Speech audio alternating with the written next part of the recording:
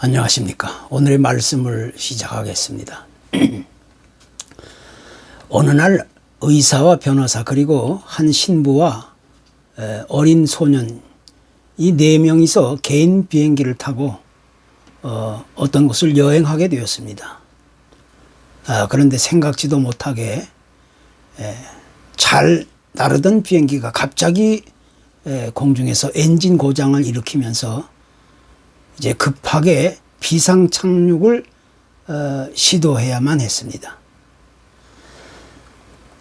이 비행기 조종사는 이제 아주 다급해가지고 최선을 다해 이제 안전한 착륙을 시도하려고 했는데 그게 그렇게 쉽게 이루어지지 않게 되었습니다. 비행기는 이제 점점 속도를 잃으면서 떨어지기 시작하고 얼마나 불행하고 또 불안하고 황당한 일이겠습니까? 결국 조종사는 비상 착륙하는 것이 불가능하다는 판단을 내리고 더 이상 거기서 버티고만 있을 수가 없어서 이제는 각자 비행기에서 뛰어내리기로 그렇게 결정을 하게 되었습니다. 그래서 제일 먼저 조종사는 어쩔 수 없습니다. 미안합니다. 하면서 낙하산을 펼치고 뛰어내렸습니다. 그런데 불행하게도 그 비행기 안에 남아있는 사람은 4명인데 낙하산은 달랑 3개밖에 없었습니다. 이때 눈치 빠른 의사가 낙하산을 먼저 잡아채면서 나는 다른 사람들의 그 목숨을 구하는 의사이기 때문에 나부터 먼저 살아야 한다고 그리고 뛰어내렸습니다. 그리고 이어서 변호사도 나는 세상에서 가장 똑똑한 사람으로서 반드시 나는 살아남아야 한다고 그렇게 주장하면서 급하게 배낭 하나를 메고 뛰어내렸습니다. 이제 남은 사람은 신부와 그 어린 소년뿐이었습니다. 이제 신부는 소년에게 이렇게 말합니다. 얘야, 나는 지금까지 살 만큼 살았으니 앞으로 살아야 할 날이 더 많이 남은 네가 마지막 낙하산을 메고 뛰어내려라. 이렇게 이야기했습니다. 그러자 소년은 받아든 그 낙하산을 가지고 뛰어내리기는커녕 그것을 신부님에게 돌려주면서 이렇게 대답합니다. 신부님, 걱정하지 마세요. 낙하산은 2개 남았습니다. 세상에서 가장 똑똑하다고 그렇게 주장했던 변호사가 낙하산이 아닌 제 백팩을 메고 급하게 뛰어내렸습니다. 참으로 어이없는 일입니다. 그렇게 해서 결국 죽게 된 사람과 살아남은 사람의 모습이 분명하게 갈라지게 되었다는 사실을 우리에게 보여주고 있는 겁니다. 옛말에도 이런 말이 있습니다. 호랑이는 죽어서 가죽을 남기고 사람은 죽어서 이름을 남긴다. 다시 말하면 우리 인간은 누구나 이 땅에 무엇인가를 남기고 세상을 떠나게 된다는 사실을 강조하고 있는 그런 이야기입니다. 종종 사회학자들의 말에 의하면 우리 인간은 시대가 지나면서 그 지배 방식이 크게 바뀌게 된다고 말합니다. 그래서 19세기에는 노동자, 농민이 세상을 지배해 왔었고, 그리고 20세기에는 이 화이트 칼라 시대로서 지식인들이 세상을 지배했고, 그리고 이어서 21세기에는 이 골드 시대라는 것이 우선시되면서 인간의 그 감성이 세상을 지배하게 되었다고 말합니다. 그리고 또 앞으로 다가올 미래는 이 다이아몬드 시대라는 것이 되어서 희생적인 그런 행동과 헌신을 하는 사람들에 의해서 세상이 지배되는 그런 시대가 될 것이라는 그런 예언을 하고 있는 것입니다. 그런데 여기서 그 무엇보다 중요한 사실은 각 시대마다 역사의 흐름을 따라 우리 인간은 누구나 흔적을 남기고 세상을 떠나게 된다는 것입니다. 그래서 어떤 사람은 오래오래 기억에 남을 만한 아름다운 흔적을 남기고 세상을 떠나는 사람이 있는가 하면, 또 어떤 사람은 두 번 다시 기억하고 싶지 않은 아주 추하고 더러운 그런 악한 모습을 남기고 세상을 떠나는 사람도 있게 되는 겁니다. 그래서 사람이 머물다가 떠난 곳에는 반드시 그 흔적이 남게 된다는 겁니다. 결혼식이 끝난 뒤에는 꽃잎이 남게 되고, 잔치가 끝난 뒤에는 먹다 남은 음식 찌꺼기가 남고, 아주 치열한 싸움 뒤에는 깊은 상처와 아픔과 고통이 남게 되는 겁니다. 종종 한국 사람들이 사용하는 공공 화장실에 이런 문구를 볼 때가 있습니다. 아름다운 사람은 머문 자리도 아름답다. 또 그와는 반대로 아름다운 사람은 흔적을 남기지 않는다. 한마디로 말해서 화장실을 사용하고 난 이후에 뒤에 사용하는 사람을 위해서 깨끗하게 정리하자는 그런 이야기가 되는 겁니다. 그러니까 사람이 남기고 간 흔적의 그 중요성이 어떠한가를 아주 분명하게 강조하고 있는 이야기입니다. 그래서 곰곰이 생각해 보면 사실 우리는 각자가 세상에 잠시 머물다가 떠나가는 인생으로서 그 어떤 자리를 떠난 자리를 자기가 볼 수는 없을지라도 각자가 떠나간 후에 남게 되는 흔적은 내가 아닌 다른 사람들에 의해서 보게 된다는 사실을 우리가 이야기하지 않을 수가 없는 겁니다. 다시 말하면 각 사람이 떠나게 되면 그것으로 모든 것이 끝나는 것이 아니라 각자가 머물렀던 자리를 다른 사람들이 보게 되면서 그 사람에 대한 다양한 평가를 이제 하게 된다는 이야기가 되는 겁니다. 그래서 장례식장에 가면 고인을 떠나보내면서 참으로 여러 가지 많은 생각을 하게 되고, 또 그 사람에 대해서 세상을 그가 어떻게 살았는지, 무엇을 하며 살아왔는지 등등의 그 다양한 삶의 모습을 다시 한번 재평가하게 되는 겁니다. 그것이 바로 우리의 인생입니다.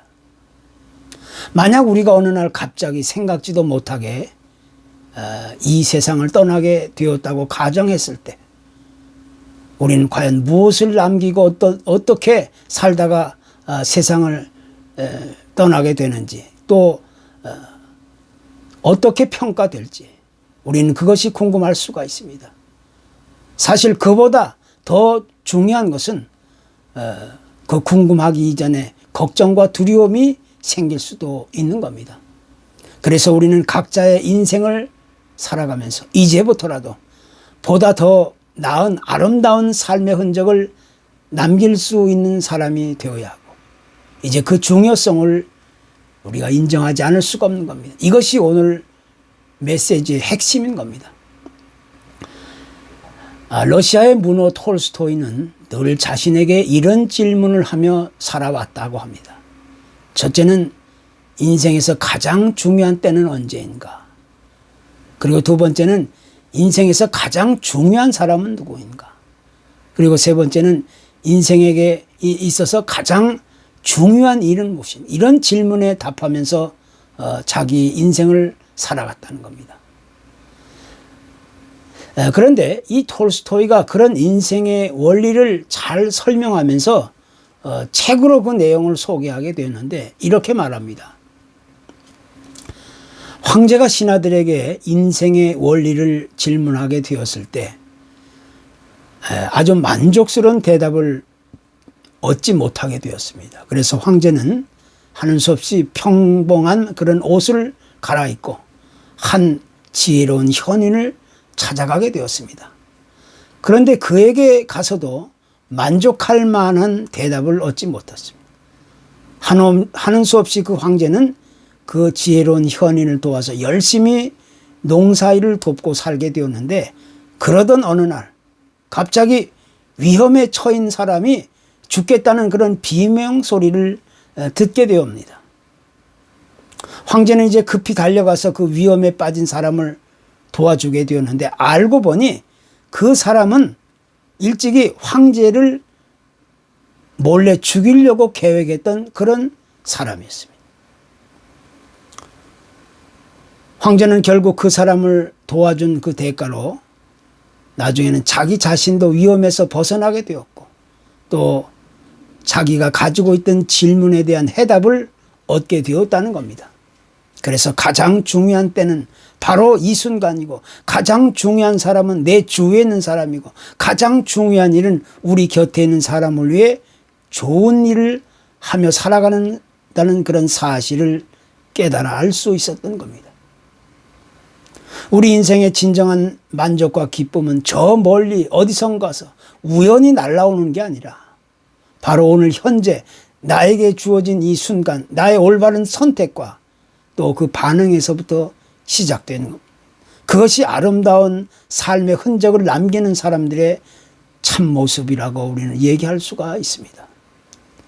영국의 윌리엄 부스가 구세군 교회를 세우며 아주 활발한 그런 선교 활동을 하게 되었을 때 이분이 미국의 그 빈민가에 선교사를 파송하게 되었습니다. 그런데 몇 년이 지나도록 아무런 성과를 보지 못합니다. 참으로 안타까운 그런 쓸쓸한 이야기가 아닐 수가 없습니다.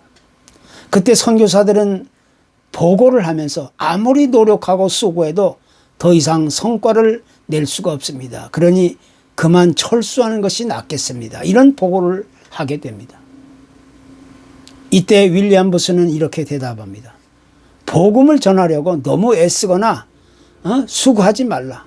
회심자를 얻기 위해서 억지로 무슨 일을 하려고 하지 말라. 단지 그들의 영혼을 위해 진정으로 눈물을 흘릴 수 있어야 된다.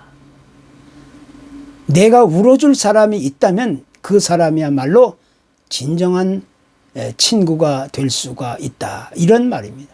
그러니까 우리 인간의 수고와 노력이나 정성도 필요하지만 그보다 더 중요한 사실은 인간의 아름다운 삶의 흔적을 그렇게 남겨야 된다는 사실을 이야기하고 있습니다. 신약 성경의 사도 바울은 우리 그리스도인의 흔적을 말하면서 다른 말로 삶의 향기다 이렇게 말합니다. 하나님께서 우리 그리스도인들을 통해서 아름다운 삶의 향기를 내게 하시기를 원한다는 겁니다. 그리고 그 삶의 아름다운 향기를 통해 다른 사람들에게 아주 선한 영향력을 퍼지게 하고 결국은 하나님을 알고 그리스도를 깨달아 알게 된다는 겁니다. 그것이 바로 삶의 아름다운 흔적으로 남게 되는 겁니다. 특별히 갈라디아 6장 17절에서 내 몸에 예수의 흔적을 가졌다 이렇게 사도 바울은 말합니다. 그 예수의 흔적이란 예수 그리스도의 십자가의 고난과 죽음과 부활을 의미하는 것으로서 우리에게 허락하신 그 영원한 생명의 흔적을 가리켜 주고 있는 겁니다. 그래서 바울은 그와 같은 예수 그리스도의 흔적을 마음 깊이 새기면서 평생을 살아가는 동안 육체적으로는 말할 수 없는 그런 고통과 고독한 그런 나날을 보내면서도 그리스도의 복음을 위해서 아름다운 삶의 흔적을 남기며 살아갈 수 있었던 사람으로 우리가 기억할 수가 있는 겁니다.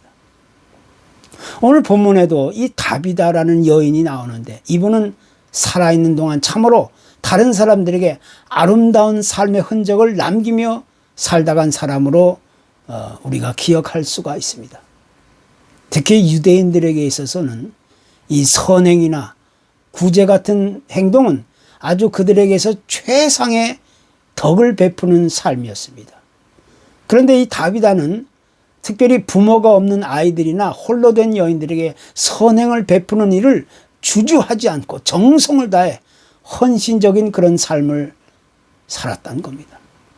그러니까 이 다비다의 이런 신앙적인 헌신적 행동은 다른 사람들에게 있어서 결코 잊을 수 없는 아름다운 삶의 흔적으로 남겼다는 사실을 우리에게 지적해 주고 있습니다. 그때 주변의 많은 사람들은 갑작스런 그녀의 죽음의 소식을 얼마나 슬퍼하고 안타까워했는지 우리가 쉽게 짐작해 볼 수가 있는 겁니다. 우리가 세상에서 잘 사는 것도 중요하고 또 잘 늙는 것도 중요하지만 그보다는 잘 죽는다는 것이 더없이 소중한 일입니다. 다시 이야기하면은 잘 죽는다는 것은 그만큼 잘 살았다는 것을 의미하고 있는 말입니다. 그래서 잘 죽었다는 것은 그가 살아생전에 아름다운 삶의 흔적을 남기고 살았다는 사실을 우리에게 교훈해 주고 있는 겁니다. 우리는 누구나 다 한평생을 이 세상에서 살다가 가지만 그 삶의 흔적은 사라지지 않고 고스란히 우리 뒤에 남게 되는 법입니다. 우리가 이 땅에서 아무리 화려하고 여유롭고 풍족하고 만족한 삶을 살았다 할지라도 그 뒤에 남는 삶의 흔적이 자랑스럽거나 또 부끄러운 삶의 흔적이었다면 그것은 후회해도 소용없는 비참한 비극적인 삶이 될 수밖에 없습니다. 그 삶의 흔적이 비참하고 비극적인 삶으로만 끝났다면 영원한 삶은 우리에게 보장받지 못합니다. 더 이상 아무런 삶의 의미를 우리는 가질 수가 없는 겁니다.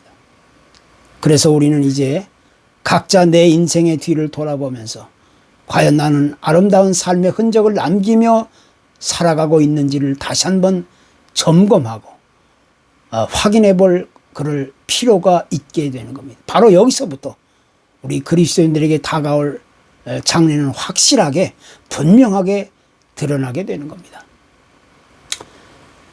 이 자마이케라는 나라가 있는데 그 나라 사람들은 아시아 사람들을 볼 때마다 종종 미스터 친이다 이렇게 부릅니다. 그 이유는 아주 오래전 자마이카에 뿌리를 내리며 성공한 한 중국인이 있었는데 그 사람이 바로 친이라는 사람이었습니다. 그런데 이 친은 그 나라에서 얻은 막대한 수입을 가지고 학교와 병원, 고아원 등에 기부하면서 어려운 이웃들을 섬기며 헌신하였다는 겁니다. 그 결과 오랜 세월이 흘렀지만 지금도 그곳 사람들은 이 아시아 사람들을 볼 때마다 자신들에게 도움을 주었던 그 미스터 친을 생각하면서 그가 남기고 간 삶의 아름다운 흔적을 오래오래 기억하고 있다는 겁니다. 우리 인생은 단 한 번뿐입니다. 이것은 누구에게라도 결코 예외가 없는 법입니다. 그러나 각자의 인생이 누군가는 다른 사람들에게 오래오래 기억될 만한 아름다운 삶의 흔적으로 남아있고 또 누군가는 다른 사람들에게 아주 불쾌하고 치욕스럽고 또 다시 생각하기도 싫은 삶의 흔적으로 남아있게 되는 겁니다. 우리가 이 세상을 떠나게 되는 날 나는 과연 어떤 존재로 사람들에게 기억될 수 있겠습니까? 오래오래 기억될 만한 존재로 남겠는지 아니면 쉽게 잊혀지고 싶은 존재로 기억될 수 있는지 우리는 다시 한번 생각해 봐야 할 필요가 있는 겁니다. 인디언 격언에도 이런 말이 있습니다. 내가 세상을 떠날 때 너는 웃고 너를 아는 모든 사람들이 너를 위해 울 수 있도록 그런 인생을 살아라. 누구에게나 단 한 번뿐인 인생, 이제 우리도 삶의 아름다운 그런 흔적을 남기며 세상을 살아갈 수 있어야 되는 겁니다. 그것이 곧 성공적인 아름다운 축복의 인생인 것입니다. 감사합니다.